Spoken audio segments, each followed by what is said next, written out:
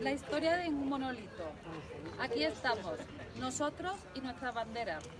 Aquí, nosotros y cuanto hoy queráis sumaros a este acto que forma parte del programa de la jornada de la Bolsa de Bielsa 2021. Aquí estamos, unidos ante este monolito que recoge nombres que no queremos ni podemos olvidar. Aquí estamos, en estas jornadas que son un evento ya enraizado en la comarca del Sobrarbe, cada año con más actividades, con más esfuerzo y entusiasmo. Aquí, todos haciendo historia, para recoger y mantener el testigo de los nuestros, de aquellos que fueron y ya no están, y también de aquellos que nos premian especialmente con su compañía, como es el caso de Joan Escudé, superviviente de la 43 División que está hoy aquí. Gracias, compañero. Gracias a ti y a quienes han hecho posible tu presencia. Aquí estamos, con el eco de José María Escalona, que sigue hablándonos desde el Museo de la Bolsa.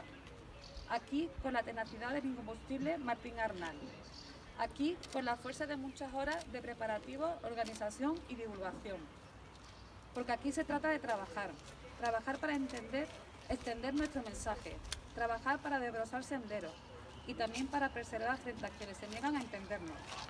Trabajar para perpetuar esta tarea que comenzó en 2007 con aquellas primeras jornadas de la Bolsa de Bielsa. Trabajar, en definitiva, para que el olvido y la indiferencia no ganen esta batalla que nosotros libramos desde el respeto a los nuestros y desde la dignidad y constancia de quienes no nos resignamos a callar. Hacemos historia, somos historia. ¡Viva la 43 División! ¡Viva! ¡Viva! ¡Viva siempre su memoria! ¡Viva!